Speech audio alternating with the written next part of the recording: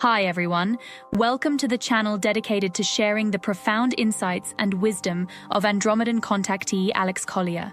If you're new here, you're in for a journey that expands your mind and consciousness, bringing you closer to understanding the messages from the fifth density Andromedan extraterrestrials. For those returning, we're grateful for your continued support.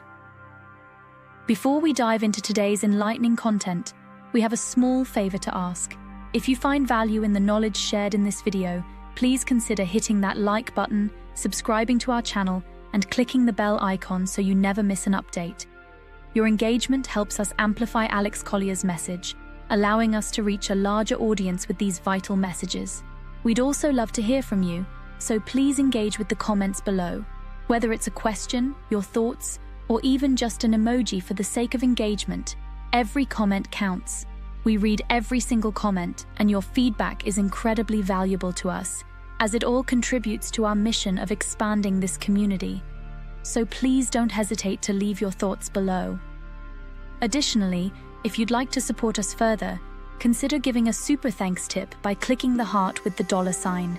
This small gesture allows us to continue bringing you more of Alex's messages, unfiltered and directly from his lifelong experiences with the Andromedans. Today's video includes a compilation of several of the many important questions Alex Collier has received over the past few years, so please sit back, relax, and enjoy today's video.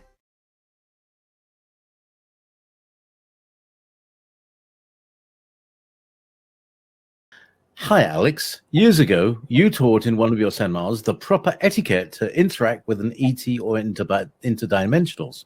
You said the palm of your right hand was like an ID, and that's just about all I remember. There was also a way to properly greet and demand not to be approached. And would you go over that once more, please? And there's a comment from Chanta, who seconds the question and adds, how do we know who we were approached by, if they are benevolent or pulling the wool over our eyes? Thank you, Alex. Much love to you and Merlin. Thank you. Good question. As far as protocol,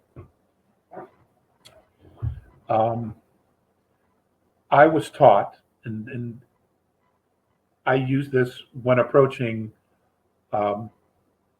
anyone other than Morenay now. Well, Theseus is gone, as you know. And it was this, and I would drop my hand and open it. And I would say, it is the manner and custom when entering my space that permission be asked. And the intent behind that is that you are declaring your space and your sovereignty as a being. And it doesn't matter what dimension you're on. Now, if they continue to approach and do not acknowledge your declaration of sovereignty, then you know you have an issue on your hands. Benevolence will do this. Now, is there a case where maybe a dark one will trick you? I suppose that's possible. I've not had that experience myself just yet. But you know, you have to trust your gut. You have to trust your instincts. You know, your higher self, your gut, your instincts will always know before the mind. You'll always get that sense. So in practicing and increasing your own intuitiveness is, of course, a standard operating procedure as we move into fourth and then into fifth, because we will be using that more and more as we go higher in frequency in order to make decisions, as opposed to Earth experience. Because as we transition from 3 to 4, you're dealing with a completely different level of consciousness. And then from 4 to 5, you're not only dealing with a completely different level of consciousness, but you really begin to see the difference in physicality as well. Fourth has some similarities. There will be some things we recognize. When we get to fifth, it's very different. So it's like going from high school to the major leagues. I hate to give a sports analogy. But, you know, with my limited experience, that's the best I can do. Okay, so I hope I answered that question. Let's go to the next one. Okay, so yeah, so was that the right hand thing? Yes. Yes, you can do it open from the heart, which means you're speaking with sincerity. You can also do this with a closed fist. This is typically used more for warriors, men, male. Open hand is more for more of a feminine principle. It all depends on what you're wanting to express. I've seen it done both ways with DAs in addressing other races. Although they don't necessarily have to say the words, or maybe they do, I just don't hear them because they're telepathic. But my understanding is that in fourth, predominantly higher fourth, this is used a lot. It is the manner and custom when entering my space that permission be asked. That's good. You know, we haven't gone over that in a very, very long time.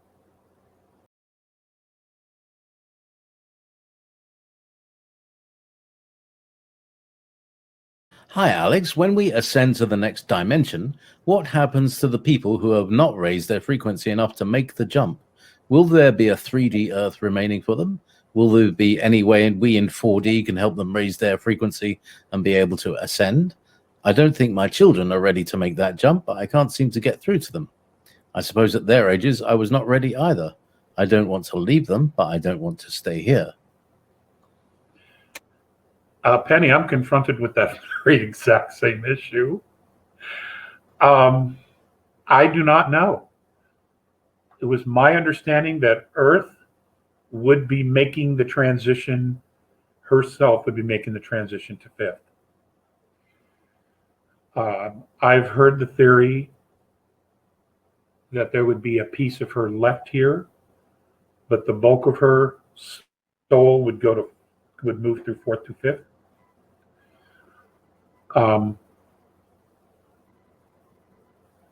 I've asked the question once many years ago of Phaseus, if that was something that was possibly going to happen.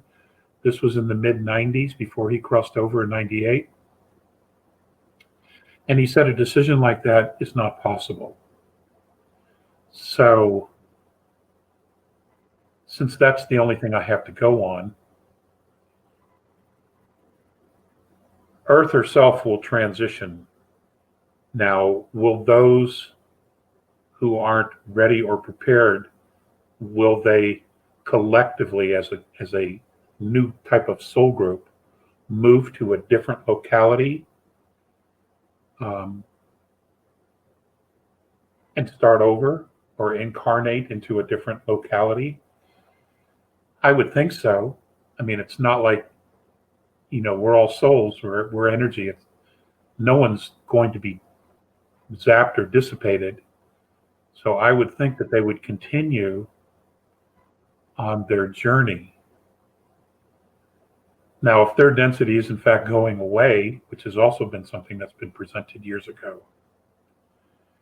then probably the only step at that point would to take them into a lower fourth density position, something that would be familiar on some levels, so that they would be able to acclimate relatively quickly, and then from there begin their ascension on fourth, so that they would be in the accelerated program towards fifth. That's the only way I think it logically works, at least with the information that I have. That makes sense to me, and that would be something I'd want if I was, still in summer school, is I would want to go to fourth and be in the accelerated program. We'll have to see.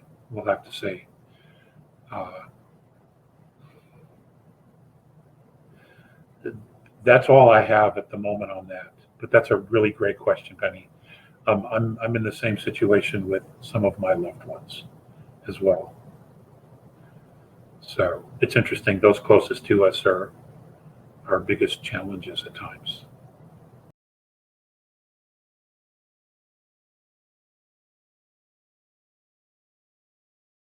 In the past webinar, you mentioned when the dwarf star passes our galaxy, solar system, it would create massive gravitational waves. Are we likely to experience dramatic climate changes such as volcanic eruptions and islands sinking like Atlantis and Lemuria? My dear friend in Japan would like to hear your thoughts regarding the prospect of Mount Fuji and degree of sea level rising.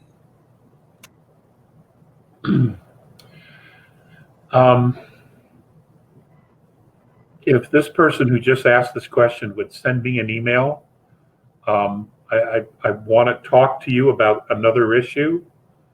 The thing is, I get 3 to 4, sometimes 500 emails a day. Some of it is spam, but a lot of it isn't. But if you would do that, I want to talk to you about another issue. That's a very good question.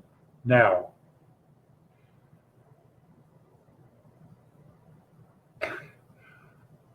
let me preface this question and start off this way.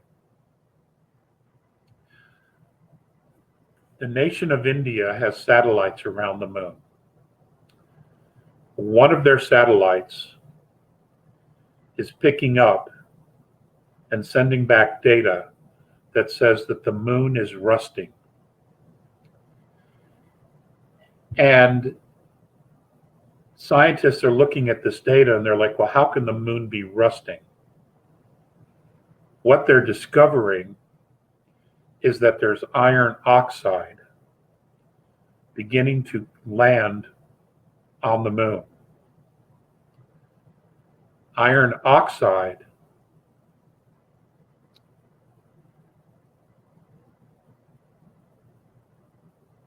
is something that is sent out by dwarf stars.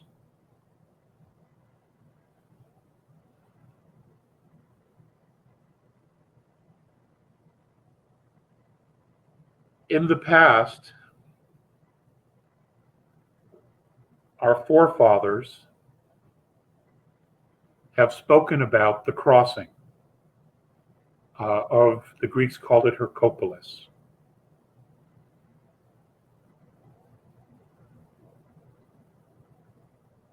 Depending upon where we are in relationship to its passing over the sun determines the level of the effects of gravitational pull on it. Now, Uranus is lying on its side. That's because on one of the entrances of Hercopolis into our solar system, many, many, many years ago, it grabbed its southern pole.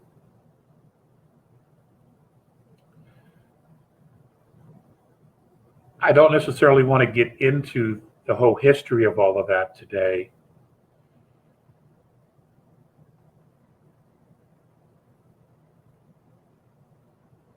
But understand that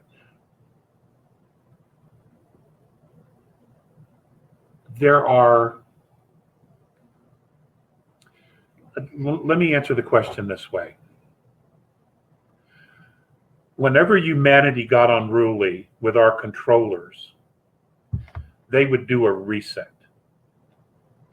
And that reset was not telling anybody this thing was coming, because populations tend to move towards the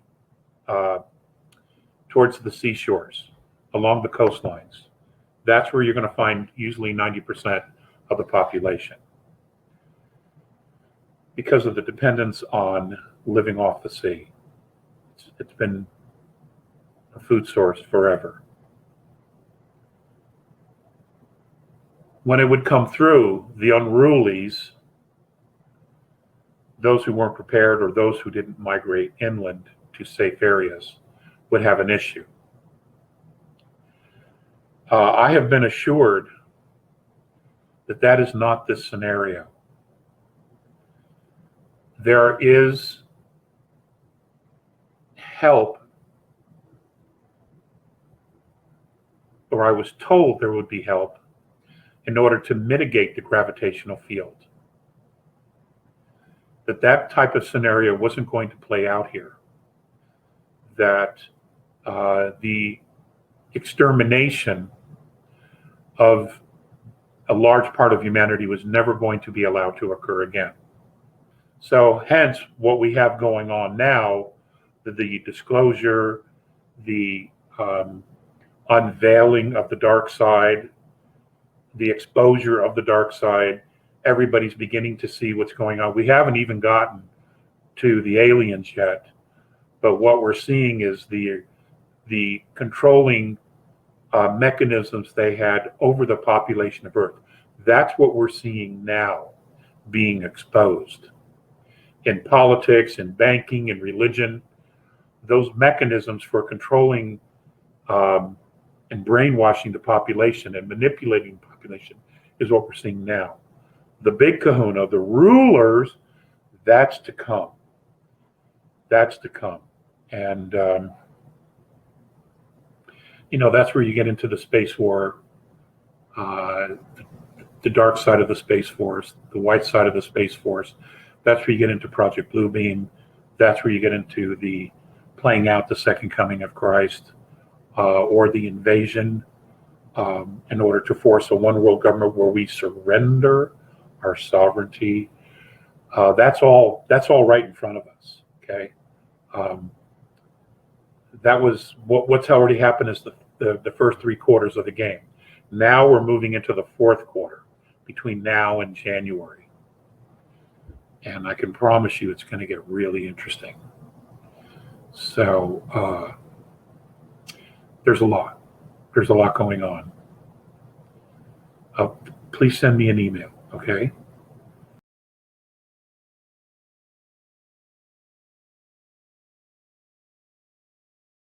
Could you tell us more about Morenay? Is he tall? What are the color of his eyes, hair, and skin? How do you feel his energy? I'm very curious. Okay, well, I have covered this years ago, many times. He is approximately 7.5 feet tall, weighs 450 pounds. His eyes change color. And I've learned that is depending upon what he's thinking and or his mood. Yes, they have moods. I have never seen him express anger. I do think I've seen frustration. Not so much with me, but with other things that were going on around him. His skin is light blue. As they get older, it pales to a white. Visayas was all white, but at one time he was blue, light blue. And his energy is very brotherly. Very brotherly. And it's very unique. It is not something that I would tend to ever forget.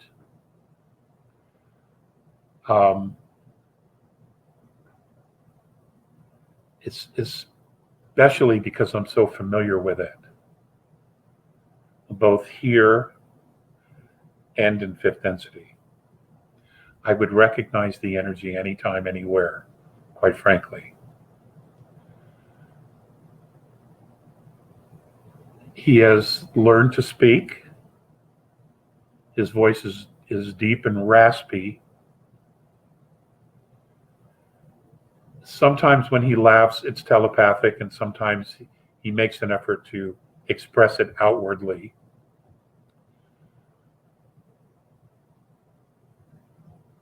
I would say he's wise beyond his years, but he's 2,000 years old.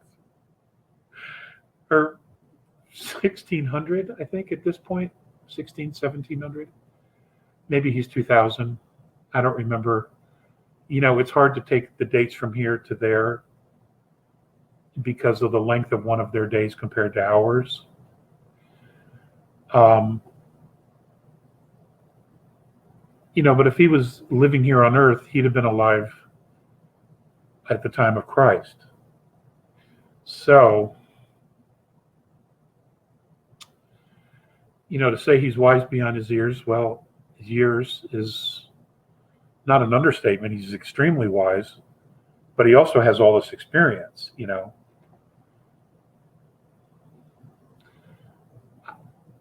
I think you guys would love him. I think you would absolutely love him. Gary Cooper handsome. He has no hair. He has a bald head. Very strong features.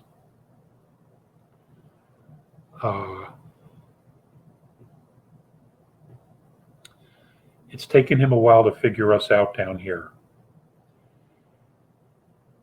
But he's also fully aware of the control mechanisms and the incredible manipulations that humanity has gone through in stages to bring us to this point where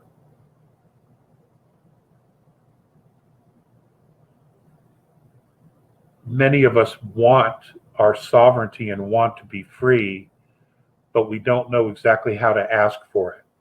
We don't exactly know what it is that we want either in that respect, because the Matrix has put us all in this tiny little box, and our perspectives are very, very limited to just what's in the box. This is why exopolitics became such a threat, because it took you out of the box. It made you think about something off-world, something out there really for the first time. And even more so, the possibility of being outside the box or off-world. And that became a real issue, and actually is a real issue at this point too. Still, because many of us on a soul level remember. We remember in some way, fashion, or form that we're not from here, that there's more to us that's not necessarily here in the physical, but there's still much more to us. And we want to know about that. We're asking for it. We're calling it forth to us here. Or as the A's would say, you're creating a domain of knowing by calling forth that which you know is there, but you cannot specifically articulate.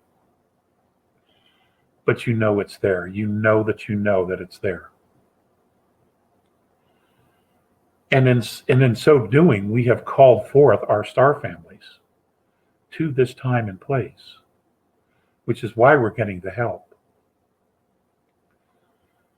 It's complicated. It's really complicated, and to be able to explain it in a way that everyone gets it, at this moment, I just don't think is possible. Which is why there's so many different camps or groupthink about the specific topic.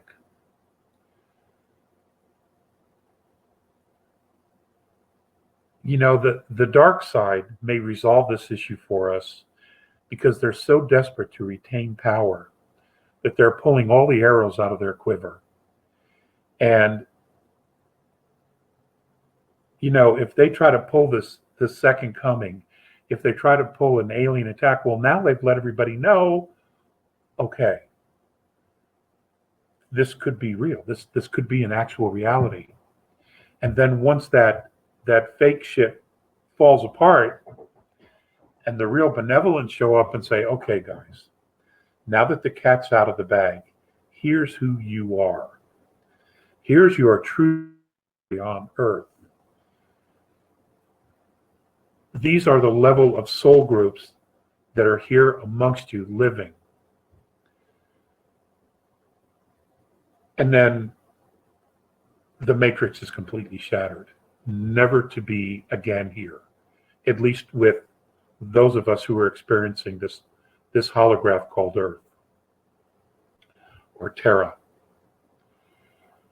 It's fascinating. It's absolutely fascinating, but at the same time, it's quite complicated because you're not only dealing with third density, you're dealing with fourth, and you're dealing with fifth. You are dealing with mentoring on sixth and maybe higher on how to deal with this situation here on third. There are multiple levels, and there are multiple star nations involved in this entire rescue mission.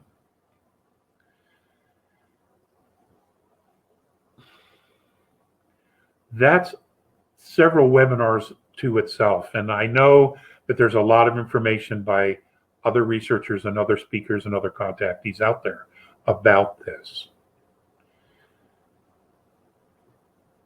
But it all depends on what your perspective is and how you look at it. You will see things a little bit differently than someone else, you know. And it's not to say anything is wrong or right. It just is. It's all based on your own specific perspective. There are truths that are going to be revealed, and they are being revealed now. Foundational truths. And depending upon how you interpret those, you will see things differently. But one thing is for sure. In the end, humanity makes it. Humanity moves forward. Humanity moves into a place of healing. And then once that healing has occurred, we move into a place of perspective. And then from there, we move into a position of teaching, of mentoring. Because our experience here is unique. It's just very, very unique. Because we have been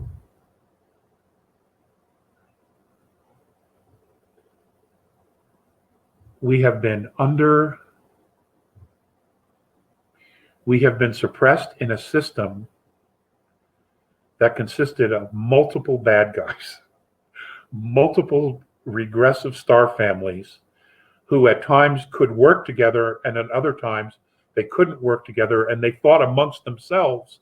But at the same time, they were agreed on suppressing us because we were the man-in for these people. Okay, we were the energy, we were the food, we were the prize, and they were able to hide behind us.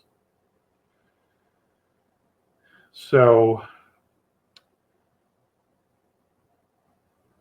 okay, I'm going to end it there. Thank you so much for watching today's video. If you found it insightful, please like the video, and if you haven't already, please subscribe to our channel and click the bell icon so you don't miss out on future updates. If you have any questions relating to today's video, please also leave them below. We read all the comments and take on board what our viewers have to say about Alex Collier's work. Remember, your support helps Alex Collier's knowledge and the messages from the Andromedans reach more people. If you'd like to support the channel even more, you can give us a super thanks tip by clicking the heart icon with a $sign. It really helps our team bring you more content. Also, be sure to visit alexcollier.org to sign up for our regular email newsletter. It's the best way to stay updated with the latest news, exclusive content, and upcoming live webinars. For the latest insights from Alex Collier, check out alexcollier.live. And if you want to explore over 250 past webinars, head over to alexcollier.tv. Thank you for being a part of this journey and supporting Alex Collier's work. We couldn't do this without you, and we're genuinely grateful for your support. Until next time, stay curious and keep exploring the vast mysteries of our universe. If you would like to see the Andromedan contactee Alex Collier live via video stream, We hold a live online seminar every Friday at 2 p.m. Eastern Time. For more information on upcoming live webinars, please visit alexcollier.org.